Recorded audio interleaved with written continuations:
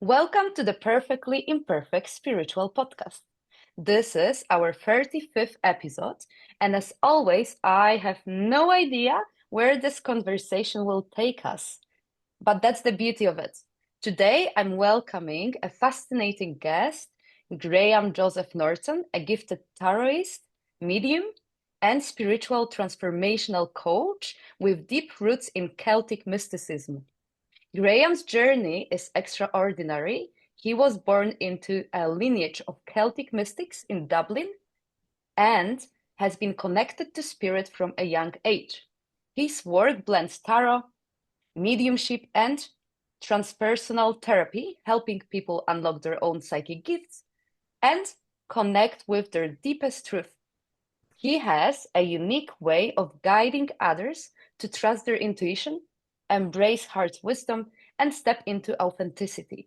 What makes his journey even more powerful is that he was recently guided to start writing a book on the reinterpretation of the Gnostic Gospels as a tool for mental health. He also runs monthly live workshops exploring the return of Christ consciousness and the divine feminine, bringing ancient wisdom into the present to support healing and transformation. As I've already mentioned, I don't know exactly where our conversation will go today, but what I do know is that it's going to be powerful, insightful, and exactly what you need to hear. Graham, welcome to the podcast. Hi, Marta. Thanks for having me. I'm very glad to be here on your 35th episode. I was just thinking as you were saying all that, 35, that's eight with numerology. So that's good news. It's things moving forward. That's fantastic. So this is a very positive thing to be doing on Láile Pádraig, St. Patrick's Day. And both of us are wearing green, which is rather nice. So yes, as you can clearly tell, I'm Irish for those of you who don't know, and I'm coming from Dublin here in Ireland. So on St. Patrick's Day. So yes, I'm very excited to be here. Thank you for having me. We had a lovely time on Friday doing the Yes. Instagram live together. It was great crack. So that was a bit of an introduction. Thank you very much for that. It was a bit of an outspiel there. But yes, as you were saying it, I could feel spirit coming into the room. So there's lots of positive energy today. So I'm very excited to be here. And as I said, I'm looking forward to doing a little bit of a reading later on for everybody that's going to act as a lead on. So you'll take whatever you need, Mm-hmm. just examining the energies. And yeah, so there we are. So yeah, we got connected, I think, through we got through connected through Gina, who's a student of Yes. mine, who works with you, who also works with Yes. Pat Longo as well, who's Yes. kind of been connected to both of us. So it's a sort of a Mm-hmm. little a transatlantic sort of connection there going on between all of us, as they're both in America, you're in Scotland, and I'm here in Mm-hmm. Ireland. And the internet is a marvelous place. So yeah, I think we're all working on the divine feminine and raising Christ consciousness. So in my life is a bit strange because you know I used to be an opera singer before I was Okay. before I went into this, and it was all a bit of a melange of things and circumstances that brought me here. So I was running from being a mystic for years and years and years and years, but spirit always gets you where it wants you, whether you want to be there or not. Of So course. um so yes, so it's been a bit of a wild ride over the last few years since I came out of the broom closet, as I like to say, and accepted that I was supposed to be a Taroist and medium and spiritual teacher. And now we have a growing community here in Ireland that meets every month for spiritual workshops, and it's getting bigger and bigger and bigger.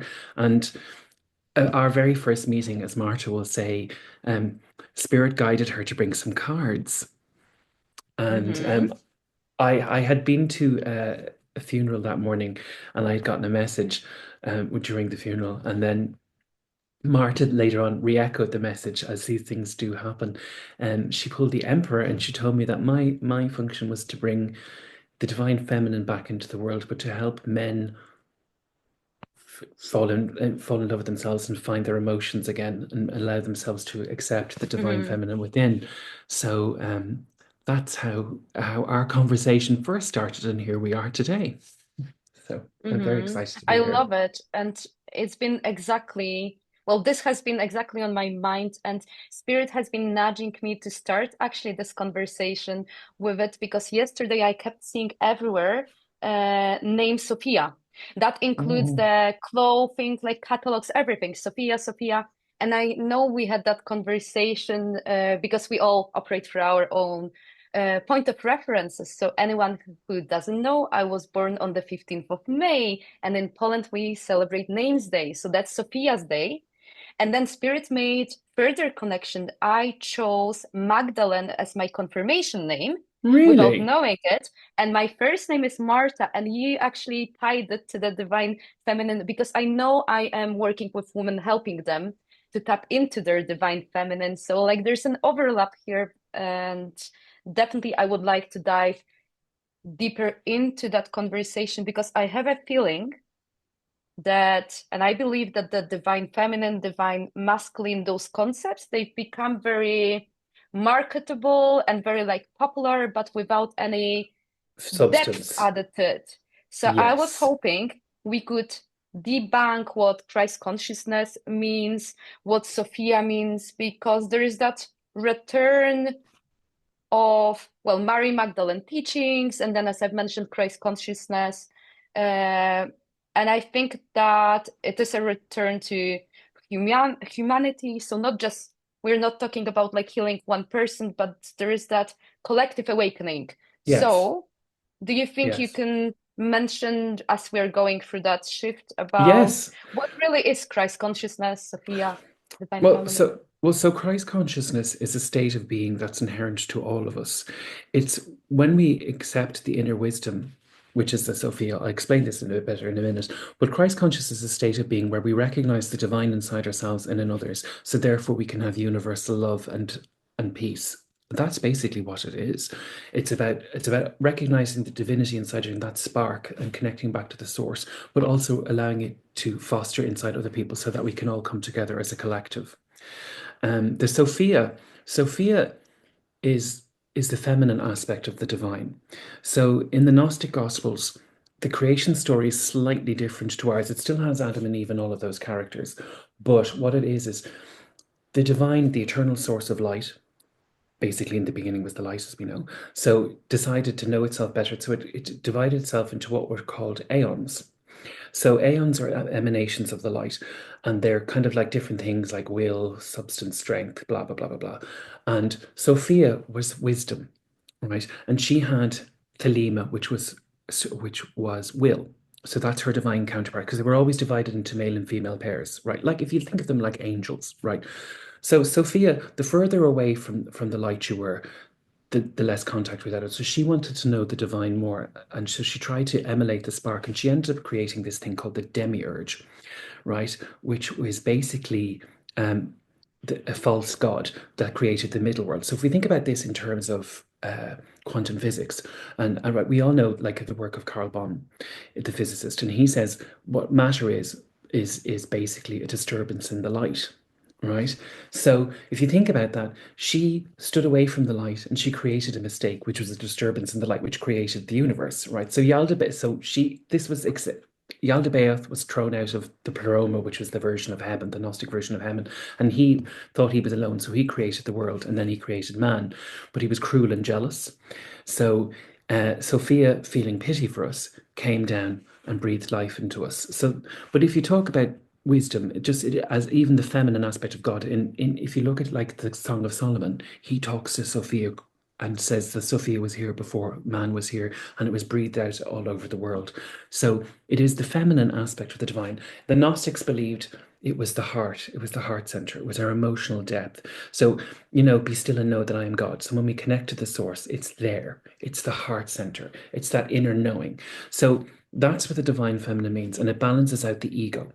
So if we balance out the ego and the heart, we can get what's called the inner knowing, and we can connect back to the source. It brings us back to it brings the Christ consciousness in.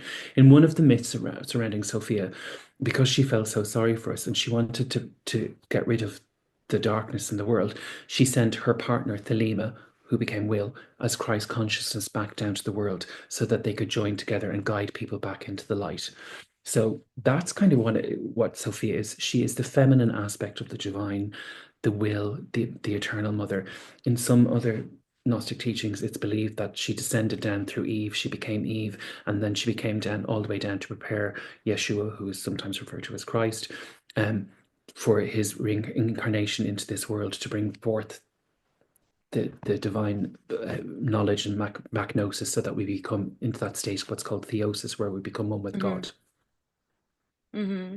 Thank you. What keeps popping into my head right now, like the spirit world is using the analogy of, I know, like collectively, we have Hmm. a journey to our hearts, like to remember really who we are at the Yes, core level. And many ancient traditions speak of Sophia as a fallen and then redeemed figure, yes.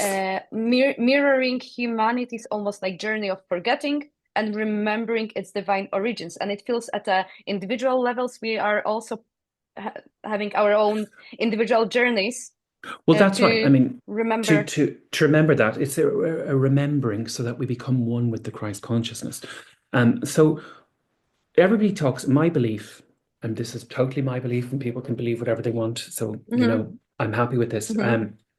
Is that I don't think that the second coming is going to be like a messianic figure, but I believe it's a collective awakening, that we all attain Christ consciousness and therefore raise the vibration of the planet and bring the love back into the world. So I'm currently working on a book which is, as I said to you, is a reinterpretation of the Gnostic Gospels, and they're so powerful because they give you the teaching to connect to your heart. They're so beautiful, and they respect the balance between the male and the female. So that's kind of led me to working. I've reinterpreted, don't laugh, the Holy Rosary, um, to connect to the Sophia. So I took elements of, I don't know if you've ever heard of a guy called Valentin Tomberg, who was a Russian mystic who lived in the UK, but he died in 1974. And he wrote a beautiful version of the rosary. He called it the mini rosary. And he started off with the Our Father, then he wrote an Our Mother, and then he wrote seven Hail Marys, but in each one of them, there's a line that connects you to a different chakra, so that you can bring in the energy to waken up your chakras. So I've kind of expanded that, and I've added in prayers around it. And then I also was very, very interested in the work of Neville Goddard and Joseph Murphy, and the power of mind. Because again, it's all connecting back to that, inside the inner knowledge, the knowing, the new, the Sophia, to bring about the change in myself and hopefully in other people, inspire them to find it themselves. So the way I've been reinterpreting the Gnostic Gospels is also a tool for people who have become marginalized by different traditional religions. So I myself was brought up as a Catholic, while parts of it are very beautiful, but as a member of the LGBT community, there's no place for me. So where do I go? Does that mean Hmm. God doesn't love me? No, because the Hmm. Catholic Church, forgive me, is a business. So it's a man-made thing. Spirit, I was born with spirit inside me. So I believe in that. And that doesn't diminish my relationship with God. So I had to forge my own path. And this is where we are today. And so what I found is, and even in the Gospel of Mary Magdalene, for example, Jesus turns around and tells his followers, don't have any rules like the lawmaker, lest you become bound by them. And he said, there's no such thing as sin. Imagine how empowering that was to hear. There's no such thing as sin. The only sin that Hmm. we have is when we turn away from the light and we forget our divine origins and that of others. That's the only sin. Everything else is made up, Hmm. you know, How freeing because it is. exactly how freeing is that? So if we can sit in that knowledge that we are divine and other people are divine, imagine the love that we can share. There'd be no more wars. There'd be peace. There'd be, Mm. people would live in abundance. And we live in an infinite world of full of beauty and harmony, but it's our own distortions because we've forgotten the spark inside ourselves and we've given into the darkness that's trying to consume the world. So the work that I do is to try and restore the light and try and Hmm. bring back people into their gnosis so that they can find their own way. So my book, and I have my the opening chapter, the very first bit is like, this is my personal relationship with the divine. You can Hmm. have your own. This is what I believe. Up to you to make your own, forge your own path, you know. And the most powerful thing, the only law that Jesus ever handed down to us was, this is my will, my one command. Love one another as I have loved you. Don't be dropping Mm, bombs on each other. Don't be doing this. Don't be telling this. Don't be doing that. After all, let he who is without sin cast the first stone. mm, So, and the way we do that is because we've been living in the Piscean age, which was very masculine for the last 2,000 years. Kind of interestingly mm, enough, because Pisces we think because it's a water sign, it's all emotional and stuff, but actually it was suppressed emotion, and we're moving into they moved into the Aquarian age, which is about personal gnosis, spiritual awakening, and I think the divine masculine has been to the fore. I mean, if you think about Christianity, they removed the feminine when you mm, think about it. So, you know, but all religions have always had the balance between the two. And like they had to bring back the Virgin Mary to try and have some sort of feminine, but she was still not equal to God, which is kind of interesting.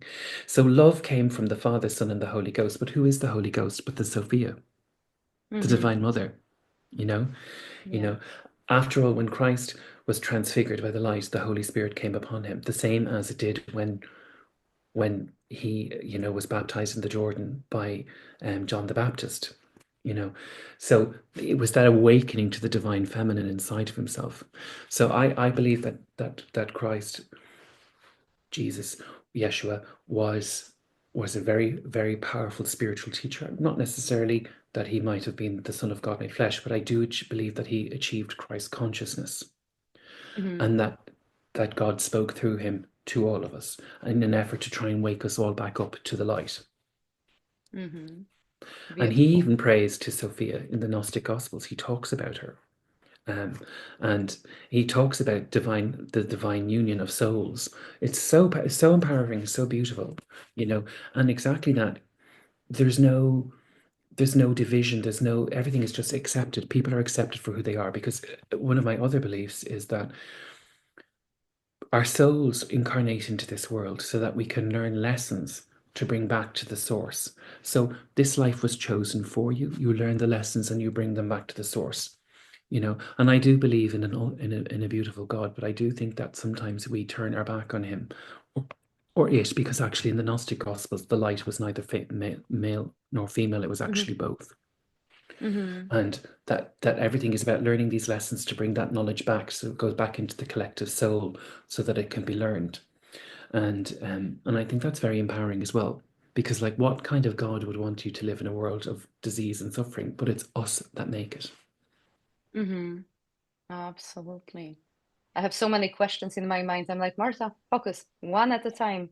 Well, I think it would be very useful for any viewers and listeners if you can talk about, because you've already mentioned like Christ consciousness is often described as a state of like divine awareness of like Hmm. love, unity. Like, how do you personally define, like you've mentioned, but how do you personally define Christ consciousness and how does it show up like in your own spiritual practice? And then if you could tie it, like how can people begin really to cultivate Christ consciousness in their daily lives? Are there any specific practices, mindsets that will help them to align with this energy? Well, for me, the first thing I do in the morning, I wake up and I have my own little mantra, and that I when I'm and I pray the rosary every day as well, but my own that version I spoke about earlier. But for me, how Christ consciousness shows up for me is by accepting the gifts that I've been given and by using them to help other people find the light inside themselves. Mm, Because again, that's also the flow of abundance. Everything just comes from it. So I work when I'm not a mystic. I work 3 mornings a week as a psychotherapist with mm-hmm, young people who are going through a lot of difficulty from different types of backgrounds, and so I'm very present with them and I help guide them through their problems. So it's the same with people who come to me for readings or transformation. I like, okay, well, what do you want to be? How do you connect to that? What is your soul's desire? I help you find your soul's desire and how you can live it. As I said, the first thing in the morning, I wake up and I say, I'll tell you now, O Mother of Divine Land, grant me the grace to carry forth your love, mercy, and truth into our world. Help me to become a vessel of healing, hope, and light for mm, all of those who are trapped in the darkness, mm, bringing peace and compassion to all whom I meet. mm. That's the very Amazing. first thing I say in the morning. Beautiful. It just landed. So beautiful. And Mm. I say that throughout the day. And then my spiritual practice before I start work, I have a specific set of prayers that I've written or taken from other things that I say in sequence, and then I say the rosary that I've reinterpreted.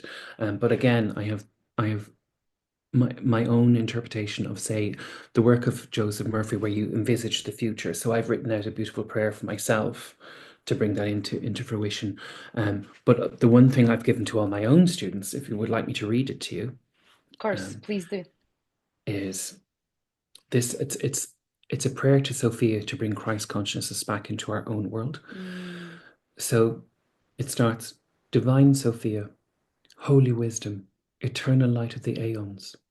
I open my heart and mind to you, the sacred source of knowledge and truth. You are the luminous presence within, the voice of divine wisdom that whispers in the stillness of my soul. Through you, I awaken to my highest reality, the Christ within me, fully realized, fully embodied. I am one with the infinite, for the kingdom of heaven is here, now, within. I walk the path of the Logos, guided by the radiant flame of truth. For I am that I am divine love in form, the eternal word made flesh. I claim now my divine inheritance. My thoughts are charged with creative power. My imagination is the womb of the miraculous. My faith is the bridge between the unseen and the seen. Through my words, I shape reality. Through my vision, I bring forth new worlds. The Christ light within me manifests harmony, abundance, and peace for all. As I align with the divine wisdom, the teachings of Gnosis are completed within me. I see now a world transformed, where love reigns, where fear dissolves, where all hearts awaken to the eternal truth of their divine nature. I am a vessel of this light, a living expression of the cosmic Christ. It is done, it is so. I rejoice, for the new age dawns within me, through me, as me. Amen. And so it is. Mm. So beautiful. That made me so emotional. Oh, so beautiful. And especially like when you've mentioned, well, everything is beautiful, but like the awakening of our hearts and like really going by tapping to our divine, like feminine, divine, masculine, like acknowledging that we've got that divine insight, I feel like we're able to overcome like the fear or any like lower dense energies. But I also feel like what's important, you might agree or disagree, that empowers many people, especially those who want to come out of their spiritual closet, is to really realize that it is their responsibility almost to share those gifts, to share the light with others. So, like, if people frequently are scared because their ego, I feel like, takes over and they're thinking it's about them. But I feel like when you realize this work, it's not about me, it's about being of service to others. And also, by me shining my light, I'm allowing other people to see the light that they have inside of themselves so they can carry on. It's like a ripple effect, it's our Exactly. responsibility. Exactly. It is a ripple effect. It's like David Hamilton and the kindness effect. That's exactly what it is. It is a ripple effect. And like if you give yourself permission to stand in your own power, there's nothing more radiant and beautiful than that. And that will inspire other people. And that's it. But that's exactly it. We've all become so detached from one another that like if you think about it, particularly in the last 40, 50 years, like the way the world has gone, we've all become solipsistic. And nowadays it's much worse because we're all being distracted on mobile devices and stuff Mm, like this, and we're losing that connection to one another. And I think that's what it is. Our structures for bringing us together have been removed. I mean, we know from science that if a community of people get together and they believe in something, it manifests. We know this. So think about that. If we all get together and we pray for peace and love and happiness in the world, imagine what we could do. That's the mm, message. Do you know? Love one another as I have loved you. That's the most powerful message. And if we begin to connect, to become authentic in ourselves, that will inspire other people to do the same. I totally believe that, you know. mm-hmm. Yeah. And I think that's the way forward for a lot of us, is like as mystics, like when I teach people that come to me to learn to be a medium or to learn the tarot, um, they're all kind of terrified of letting their friends and neighbors know. But actually, generally, Mhm. most of the time when they tell people, they're all like, oh my God, there's loads of people out the door looking for readings. Because inherently inside of us, there is a spirituality. The reason it was demonized is because certain institutions Mhm. needed to be able to control that access to the divine so that they could make money. So it's all, so that's why people have all these fears about, oh, it's wrong, it's wrong, it's wrong. Well, how could it be wrong? It's the voice is divine.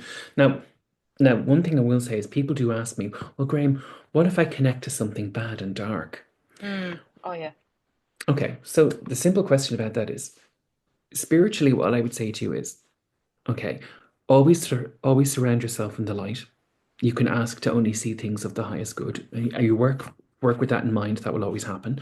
But also set your intention for that. But also, Mhm. people say to me, "Well, is it my ego, or on a more practical level? Is it my ego talking, or is it really this information that I'm Mhm. getting?" And I say, "Well, I would say to them, is it something you would normally say? Mhm. Is it supportive or is it demotive?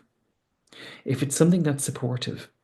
Then whether it be something that may not be difficult for the person to hear, but to guide them forward, then you know it's the truth. So Mhm. you have to ask yourself, is it something you would normally say? And that's usually it. And I think because a lot of the people that come to me are also terrified they do harm to people. So it is about Mm. stepping into your power because I do that's why get we're that given as these well. gifts. You know, Mm. in Corinthians, there's a whole thing, there's a whole Corinthians 1:12, there's a whole thing about mystics and their abilities, and God has given them to us for a reason. We've been blessed with these abilities, but every one of us has it inside us. But it's a bit like, I think, it's a bit like how good your receptor is. Like, technically, we can all kick a ball, but that doesn't necessarily mean we're all going to be FIFA champions.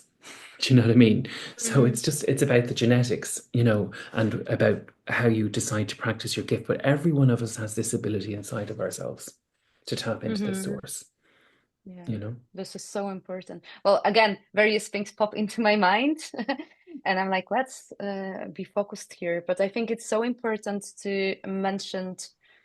Well, you've mentioned something about like how various organizations or like structures like keep us in the fear mode, or almost like want to shape or mold us into how connecting to the spirit world should look like and what energies we can channel. And what I keep hearing, well, first of all, like I remember one of my teachers, I don't know whether you've met like Janet Nohavec from the Journey I've heard of Within her. Spiritualist Church. So I had a pleasure, I've only met her and I've spoken with her like once, and she's got Polish roots. She's an Roman Catholic none. And what happens is that uh, she left that organization and created her own church because she couldn't understand why she was able to speak with angels, God, but the church did not allow her to speak with her grandmother. Uh, and then like she left. And then I've got a parallel like personal experience because I spent some years training with various spiritualist churches. And I've learned a lot because you always cherry pick. There's always things like the discipline, sitting in power. But I knew I had to leave that structure because I felt that there's been so much pressure put into my logical mind how I should read. And deep down, I craved freedom. I was not able to channel angels. I was not able to channel spirit guides.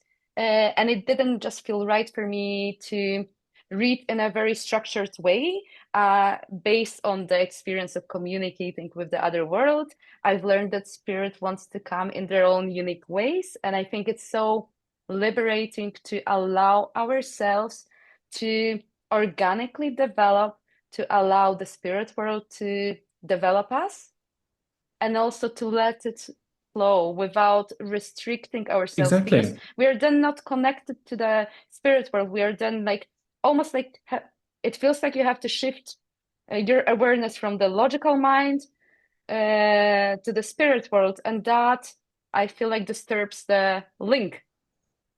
Yes. Oops, somebody left their phone on. Not me. Oh, That's oh, my I can't that's hear it. I Oh, you can't hear it. That's fine. Then we Oh, don't I need to can't worry hear about it. it. As Oh, long as no, you no, can't hear it. I can't hear Okay. it.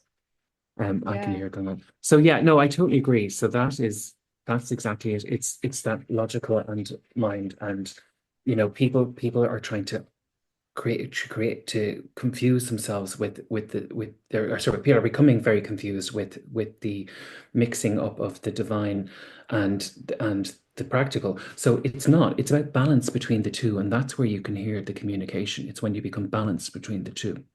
And it's not you're like what I say to students is, yes, you learn the symbols, but the symbols over time will evolve because they'll mean something personal to you. When I'm teaching tarot, it's the same at mediumship. Everything is about symbols and what it means to you. And if somebody comes to me for a reading and I'll say, and if they're coming for mediumship, and I say, well, I'm being shown this. I said, this is what it means to me, but I don't know what it means to you. I mean, I had Mm-hmm. a gentleman who came to me and he was in great distress once.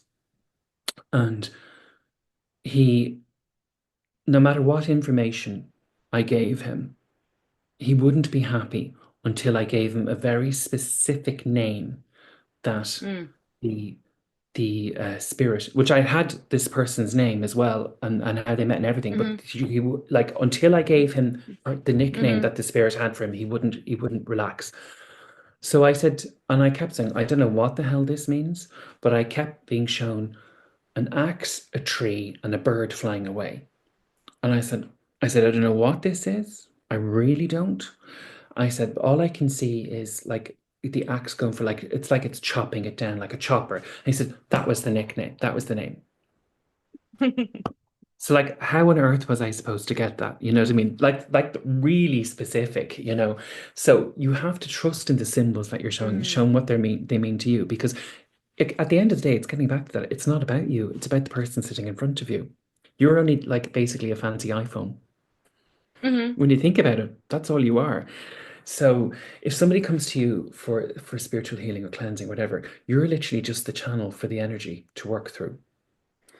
And you're no better than anybody else. You know, the Mm-hmm. light works through you as the channel to change the vibration of the person that you're in front of, or to bring the message that they need for comfort and healing, you know. And I think so you need to get your ego out of the way and just let it speak. But you can't divide the two brains. They work in harmony. And that's what Gnosis teaches us. It's the state of theosis, the Christ consciousness within us, where we become one with the divine and we're our true self, both the physical and anthropo, basically. We're a physical being who's also spiritual, the divine union. That's what it's all about. It's about merging those two energies. Mm-hmm. So do you think, like, do you believe that merging those two energies allows then people to be like balanced and to have the, like the lower chakras connected with the upper? So when we connect with the spirit world, we're also grounded and. Yeah, totally. Because if you think about it, right, if you think about put your hands out like this and your legs out, we're a star, right? But we're also a tree. The branches, the crown, and the roots. So the tree of life is within us. That's the energy points. So we become the tree, So you're drawing down the cosmic forces from the heavens and the nurturing energy from the earth to become grounded and balanced, the perfect balance between Father Sky and Mother Earth. So my own spiritual practice in the morning, when I have my own version of the surround, ground, and shield.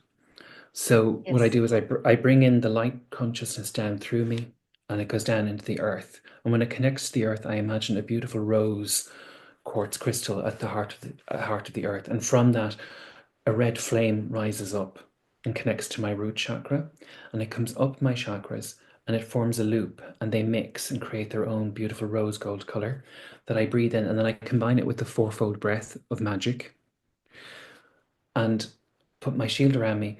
And then I imagine the four holy archangels putting a Merkaba around me, so up as Mm-hmm. above, so below. And when I'm practicing the fourfold breath and expending my energy, I'm sending it out into the universe to send healing and love to the world, but also to bring back the Mm. light into myself so that I can attract the right things for me. So Mm. that's my daily practice. But even in my office, when I'm sitting with clients, the first thing I do when I open the room is, again, I do all that. And I ground the office with pillars of light in Okay. each corner. I imagine them coming down from the heavens to ground it, to give the energy. And I say certain things to allow the energy to be so that people will walk through the door and they'll be blessed, healed, and inspired. I So love it. And I love it. And what I keep hearing that there's that need to encourage people to come up with their own ways of yeah, how they want to, because my spirit guides are so, and angels are so creative, and they've been telling me how to protect the energy, how to ground. So like what I keep hearing, like be playful with that, check what works for you, and yeah. trust your spirit team that they're going to support you, and have fun with that as well. Exactly, exactly. And that's exactly it. I mean, it's what works for you. It's all about your own personal relationship with the divine. It's you have to define the divine inside yourself. Well, and think about it this, if you are an emanation of the light, it wants to know you, it's created you in a certain way. So you have to be true to yourself, as Oscar Wilde would say, to thine own self be true, you know. Hmm. So you have to be true and you have to live in that energy and allow yourself to find what works for you. And I think I've come up with a term for people. A lot of people that come to me, I've and my community that's now growing, I call them SBNRs, spiritual but not Okay. religious. Hmm. So they're trying to forge their own path. And I have this conversation with a lot of people. So this is going to be kind of controversial, Martha. So can you handle this one? Yes, go for it. So Yes, the right, more controversial, the better. so this Yes. this so I'm gonna get probably loads of hate mail for this, right? So I I love lighting. I let people do whatever they want, but I do find that within the new age community, there's an awful lot of people who let's just say they frighten other people from accepting their path because they go so into it that you can see where I'm going with this one. I call them, I'm gonna say, please don't think this is a bad word. I call them crusties. So they wear the yoga pants and the dreadlocks and they're running around and they're like, my chakras are sprained and all this kind of stuff. Like, and it puts people off because again, that's all fine. If that's your journey, knock yourself out. But most of the time, I think that's people trying to find an identity that makes them stand out so they can get attention. I'll be very honest, that's my own personal belief. And I think it's very off-putting because I had a conversation with some people in my own community and they said, yeah, it's like sometimes I want to go to these spiritual things, but I feel like I've lost the manual because I'm not. They're all running around and they're all happy and rolling around in the mud, but like it's just not me, and it's not me either, And again, knock yourself out. That's how you want to approach. That's your fun. That's what you want to do. Go down that road. But for me, it doesn't work because my thing is about trying to find the stillness inside myself and to try and invite people who feel excluded. And I think to me that's exclusionary because it's off-putting for a lot of people who want want their spirituality to be part of their everyday life and they don't want to have to put on a costume to enjoy it. Does that Mhm. make sense? So that's Well, probably very controversial now. no, no. Well, I'm a very rebellious soul, as you know, and Mhm. I completely agree. And I've been recently like speaking, I think on this podcast with someone else, or maybe I've definitely written some posts on that. Um, yeah, about that fake spirituality, and like Yeah, there's so like I feel like if it's well for me superficial and fake, there has to be a depth to it, and then like the authenticity. Uh, Otherwise, it feels like another marketing byproduct. exactly. Exactly. It's toxic. It's toxic spirituality because it makes people feel excluded. And that's not what it is, because after all, the light's inside all of us, and you know, we should be able to express ourselves in whatever way we want, but we shouldn't try to make our way any more superior to anybody else's, because it's not. Yes, It's your own unique experience of the divine, or you're allowing the divine to have its own unique experience of you. yes, and the fact that you consider you're spiritual, well, yourself spiritual doesn't mean that you have rights to judge other people, and you should never consider yourself to be better. We are No, all like one, we are all the same exactly. in that And respect. for me, as a mystical person, my mysticism when people is there to aid other people. So when someone comes to me, people only ever come to me when they're vulnerable and in need. They don't come to me for the crack, right? So they come for readings, they come for spiritual guidance, they come for counseling because they Mhm. need to. Oh, look at that! Did you Love. see the hand? And neither of us did the hand. That's so funny. Spirit's I giving us a like it. thumbs up. Um, People come to me when they're vulnerable, when they're at their lowest, and they need guidance and help. So for me to show them the respect they deserve, I have to be as professional as possible. That's why I went and I got a master's degree in psychotherapy and counseling, so that I could truly help them. And it's important that I present as a professional for these people, that I'm not coming in like, when like looking like something that was, escaped from the Lord of the Rings. You know, I love the Lord of the Rings. I totally love fantasy, by the way. So I do. I absolutely love it. It's my favorite thing. But you know what I mean? I come in like my normal clothes and I look like a normal person and I act like a normal person, you know. So I'm not scaring them, and because they're vulnerable and they need guidance and help. And I don't have any power over them and I don't want it. That's the Mhm. biggest key. I don't want any power over anybody. I want them to find the light inside themselves.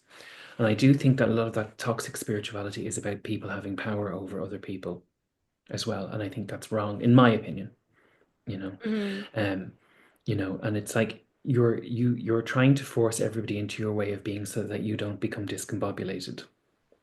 Mm, yeah, and we shouldn't make other people dependent on our No, selves, or even on our services. I think it's so beautiful. You'll agree when you witness your clients, your students finding their own light within, and then spreading it, and then sharing their gifts with the world, and then I've already called it a ripple effect, and then like really healing the planet.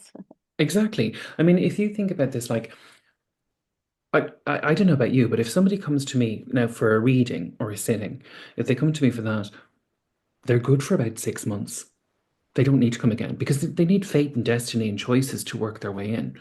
Um, like it's different if you're coming obviously for therapy or whatever. That's a different thing. But if you're coming to me for a general reading, yeah, you're good for 6 months to a year. You don't need to come back to see me. And I do have regular clients that come back every year for their Mhm. check-ins, but I don't need to see them again between the year unless there's like something mad happens and they desperately want to reach out to me. And I think that's a sign of a good spiritual person is that they're not bilking the system.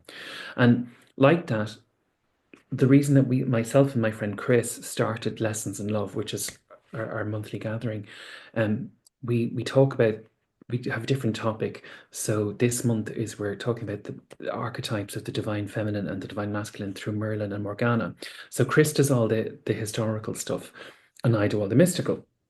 Mhm. And so Chris is non-binary and was born female, but is transitioning is trans as a man, and so they haven't, they're non-binary, so they haven't had any surgery or anything like that, but they live as a man, and they're a very spiritual person, and they were a history teacher for many years and have and same and did theology, so they're an incredible person, and so we have these sessions and our community is growing, so they do all the historical stuff and I do the mystical stuff. They always dovetail.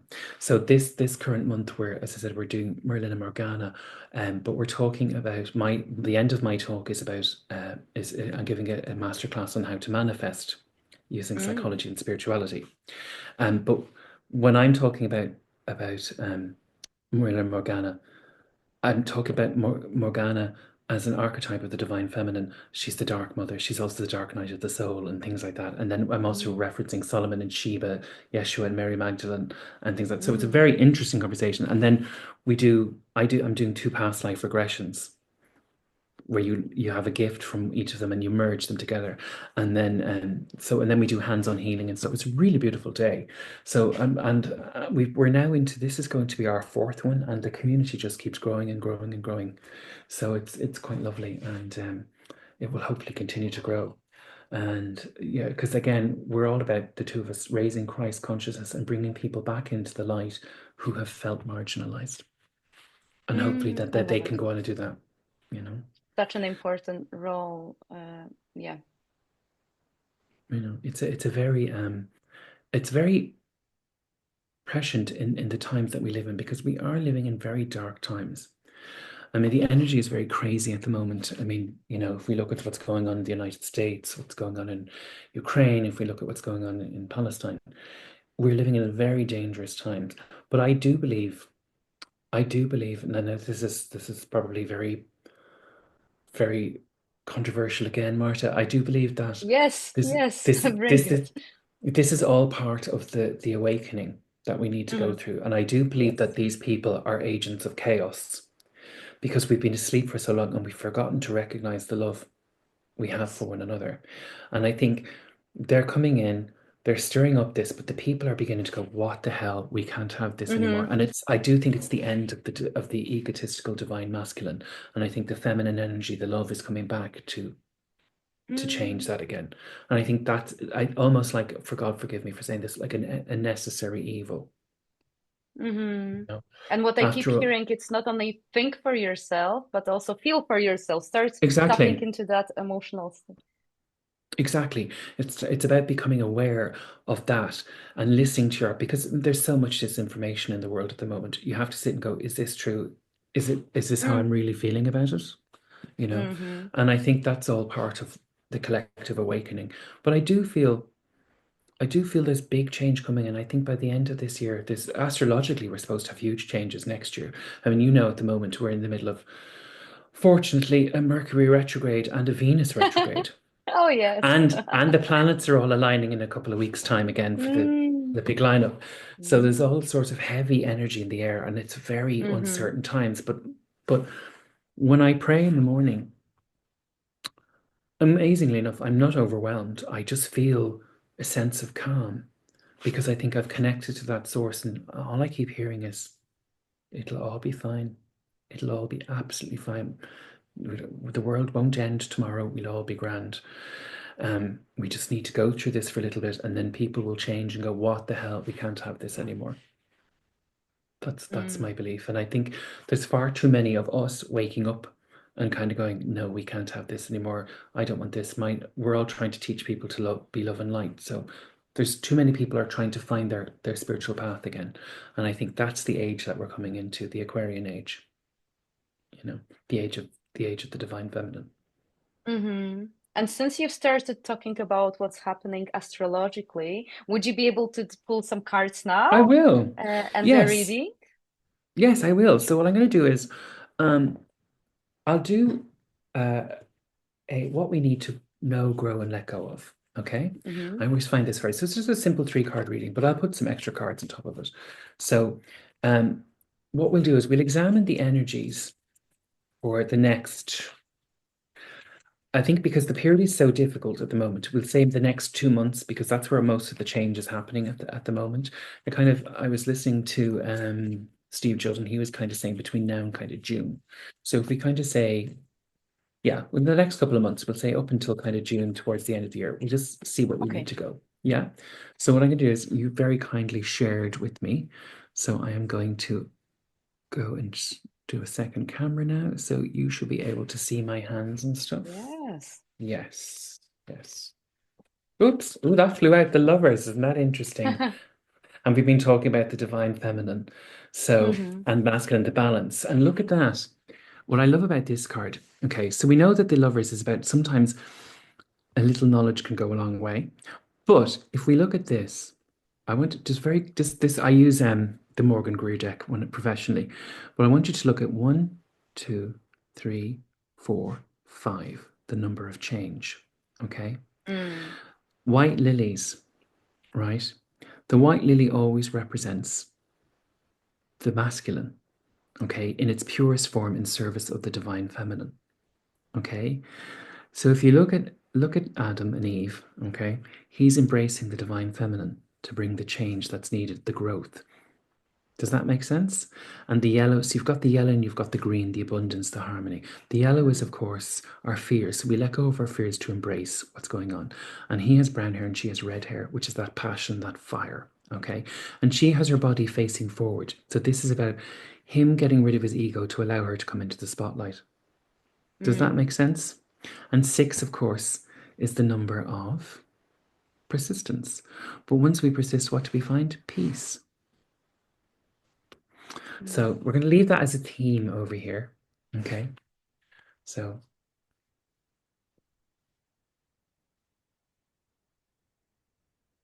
and there's also a little bit of blue in the background there. So that's, of course, the throat chakra. So it's all about finding, our voice.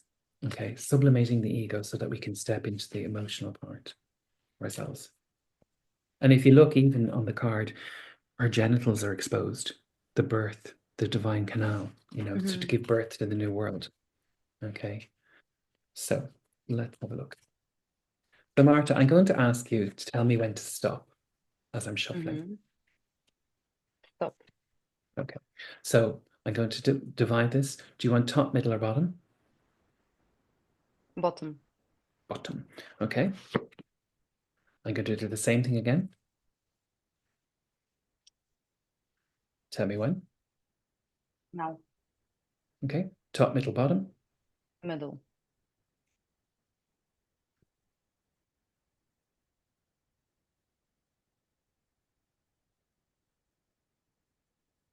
And stop now. Okay. Top, middle, bottom. Rebelliously, I would go for something else, but I want to go the top. Yeah, let's do the top. Like The not top. yeah, Okay. top. Okay. Wow. Isn't that very, very interesting what we're after getting? Can you see those clearly? Yes, so we've got the devil. Yeah, I can see. Yeah. So we've got know, grow, and let go. Okay. So we've got the devil, we've got the Six of Swords, and we've got the King of Swords reversed in the let go. That's very interesting. Okay, so we'll start with the devil, what we need to know. So again, the devil sometimes is an invitation to let go of what's holding us back. Sometimes it's, oh my God, it's the devil, it's Satan, blah, blah, blah, blah, blah. No. Sometimes it's about not giving into the fear, because I'm going to explain this to you. So can you see, we obviously have the demon, the devil's head, Beelzebub, right? But we have the star, the inverted pentagram. Okay, so if we go back to what we were talking about, where we're the star and we're connected to the universe. So this is about the disconnect. The fly is another name for Beelzebub, right? Think about this. Beelzebub is the Lord of Flies, who is the Lord of Lies. Okay, the disc over here, it's a cauldron, but it also represents the root chakra, and we've got the green, okay, and we've got the green flame. So what that tells us is to overcome what's holding us back by listening to the voice of our heart, because that's what disconnects us to our and makes us not be access our energy, right? So it's about the lower chakras. It's not giving into the fear. Don't tell yourself lies. So that's what this is asking. That we need to know over the next rites. Be careful what you're consuming. Be careful what you're listening to, and ask that heart-centered question, is this right for me? Okay. Now, interesting, what we need to grow. This is what I love. It's faith. Okay. So swords are always the realm of air, which is always thoughts. But the Six of Swords is about going on a journey where we're safe. Okay. We're moving out of choppy waters into calm waters, right? So we need to grow our faith in the ability that we're going to move forward. Okay. And again, if you look at the way the swords are divided. So you've got 2 and you've got 4. So 2 is choice and 4 stability, making 6. And remember I said perseverance and peace. So it's about us trusting that we're being divinely guided, because again, we've got the green, we've got the blue, but we're not listening to what we're being told. Okay. That will guide us safely from the choppy waters into the calmer waters and the undiscovered country. So basically, we have to grow our faith that we are being supported on this journey. Hence, he has the staff. In the staff, the wood in tarot is always the oak, which is fitting for St. Patrick's Day, because the oak is the tree of the Druids, which was the gateway, again, going back to the tree, between the worlds. The Druids worshipped the oak tree because it connected the heavens to the earth, the spirit world and the material. And that staff is the support. So we're getting the support physically and spiritually that we need, but we just need to listen to it. Things will be okay. Ultimately, it'll all be fine. We just have to keep our cool and not run away with our thoughts. Does that make sense? So that's the information that we're being given. And then over here, what we need to let go of. So the King of Knights, the King of Swords is in reverse here. Okay. So again, swords is thoughts. And if he's upright and healthy, he's very supportive, he's nurturing, he's logic. If he's this way, He's like, he's angry, he's fearful of the future, he's this and that. But remember, this isn't a let go. So it's asking you to hold your wish, as we'd say here in Ireland. In other words, don't give in to the fear. It's all been echoed through. Things will be okay. Use your logic. Use it. Don't give away. Don't let your thoughts run away with you. Okay? Because you will be able to see through the illusions that are being cast around you if you keep connecting to your inner knowledge. Again, and it goes back to over what we have here. Allow the divine feminine, the embrace, to come and nurture you while all this chaos is around us, because things will be fine. And I'm just going to pull again. We've got the world card. Okay, but the world card is in reverse. Okay, so it's telling us that it will all be fine. There will be change, things will be different, but we will get through this. But we need to keep the faith that it's all going to work out. Does that make sense? It Mhm. does. And then the balance, the Six of Mm, Pentacles. So everything will nice. always be balanced. Yes. Mm, Yeah. So I think that's a fairly accurate summation of what's going on for all of us at the moment. It's just like, okay, don't give in to the fear. It'll all be fine. But you need to connect yourself and just really think about what's real and what's not for the next while. Because everything ultimately will be fine. And this is the cleat on at the moment. Is there anything you'd like to ask me, Marta, while I have the cards out?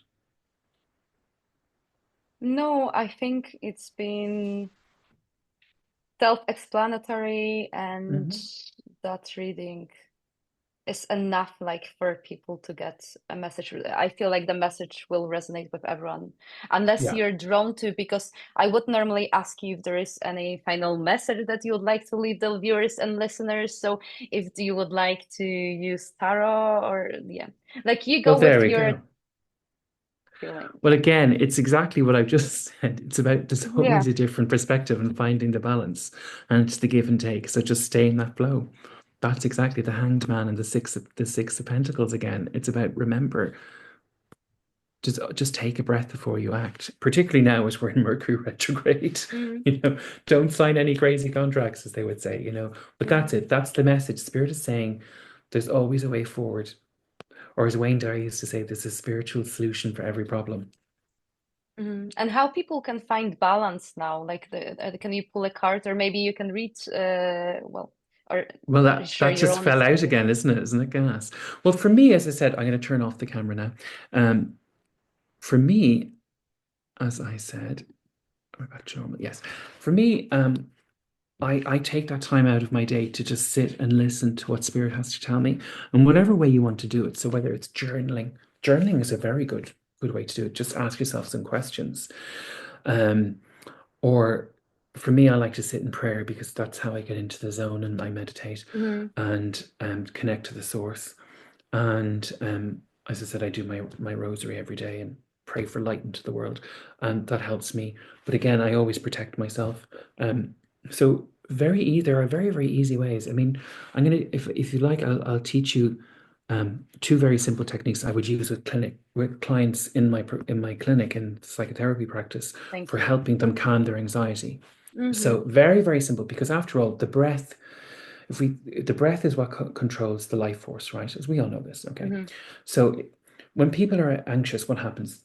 Their heart races, their temperature goes, it rises, they begin to flush, they just feel like they can't breathe. So now you can only do this practice when you're not anxious, right? So just I'm Mm-hmm. caveating this. Okay, so I'm going to give you.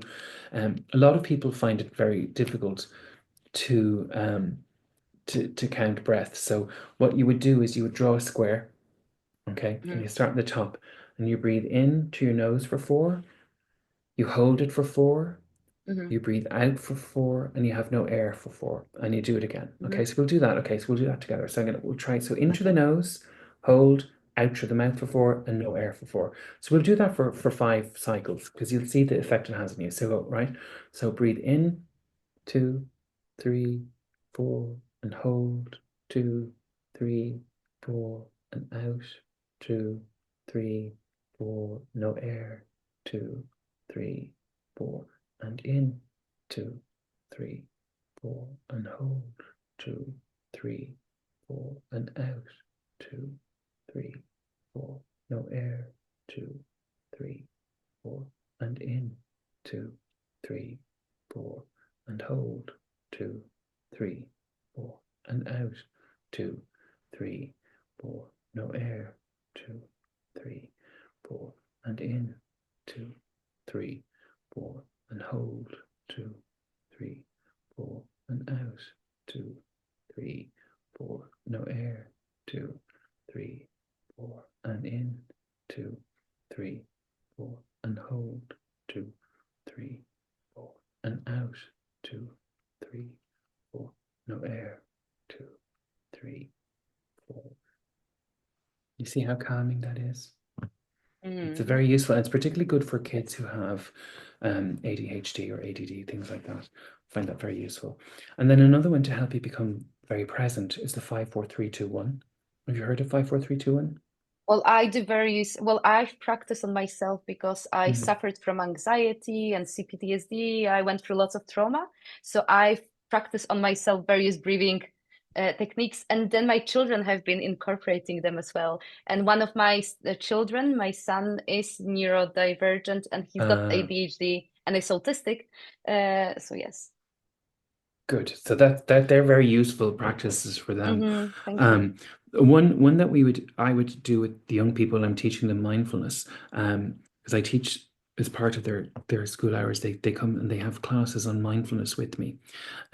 So we do a thing we call it's the 5-4-3-2-1. Now I didn't invent this, and there's various versions of it, but basically is you breathe in and out, and in and out a couple of times until you're starting to become calm. And to bring your attention back, you look for 5 things that you can see, you name them, 4 things that you can hear, 3 things that you can feel, so it could be the clothes in your skin, the seat you're resting on, etc.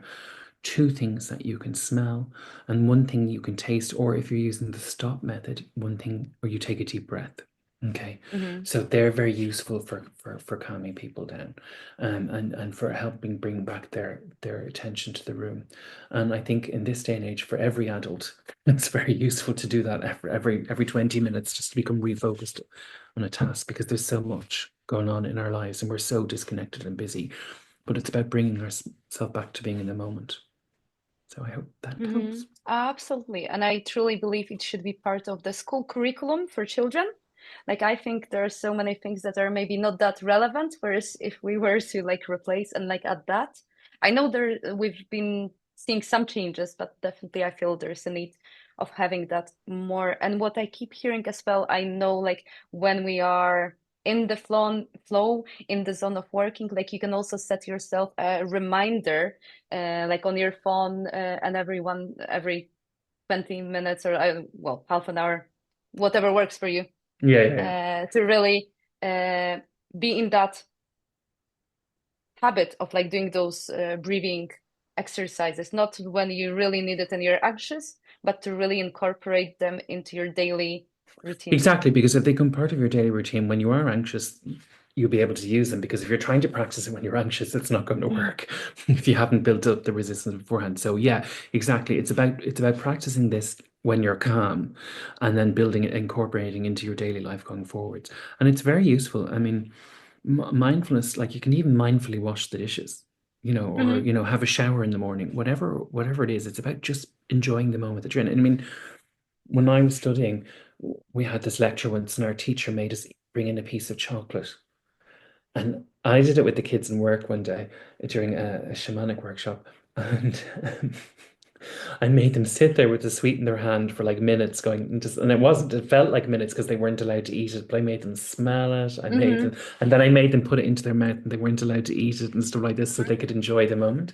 Because it's about that, slowing down so that we can accept the spirit inside of ourselves. After all, be still and know that I Hmm. am near. Exactly. We've been told this for thousands of years. Be still and know. Every spiritual practice asks for stillness so that you can hear the voice of the divine and you can reconnect. So that's why all these practices are important, because everything is so fast paced that we haven't biologically caught up with it. So we need to learn how to bring ourselves back to the center. And I think what we're in danger of forgetting is that as wonderful and all as technology is, it's a tool. It doesn't replace anything. It doesn't replace any human contact. It doesn't replace anything inside of ourselves. It's literally just a tool to serve us, and we need to remember that. So important. And I know we can keep adding, I'll add one more thing, we'll see. But what I keep hearing is because so many students keep asking me, Marta, why do I only hear spirit when I'm washing the dishes, where I'm having a shower? Uh, it's because you don't have mindfulness practices and spirit wants to communicate with you. And Exactly. And you're those are the slow. moments when you're in that, yes, in that Yeah, zone. exactly. When you're not being distracted by the TV or a million and one other Yes. things. Do you know where actually one of the best places I've ever had it? It was really, really funny. I had it in the middle of a body pump class in the gym. I was, I was lifting and lifting, and the next thing I had all these kind of visions, and because I had a client the next morning for mediumship, and I was getting all the downloads beforehand of the spirit that was coming to me. It's really, really Lovely. funny. Perfect time. Yeah. I said, I usually joke and I say the gym is the only time of the day I don't have anybody living or dead talk to me, but that's not necessarily always true. Yes, please leave me. And then, yeah, they do it when you can't escape. So you, so you Exactly, have to listen. exactly, exactly. Yeah. Oh, thank you. Well, finally, would you be able to share with the viewers and listeners what are your offerings, how people can work with you, and where they can find you? And I'm going to add all of your links to social media and your website into the description of the podcast.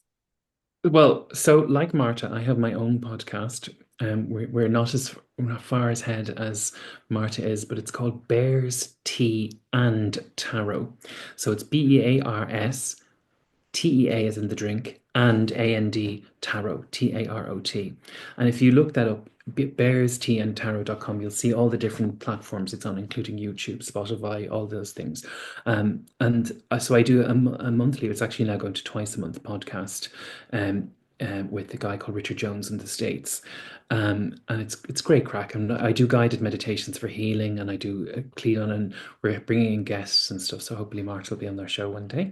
Mm. And we do so that there's that. And then also I if you want to actually find me, if you look up Celtic Tarot Therapy.com, you'll find all of my social media.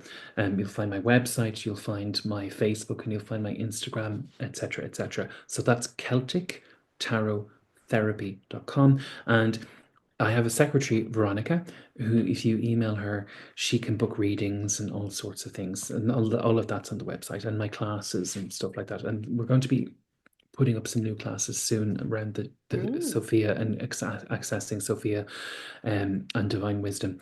And that I do a 12-week program.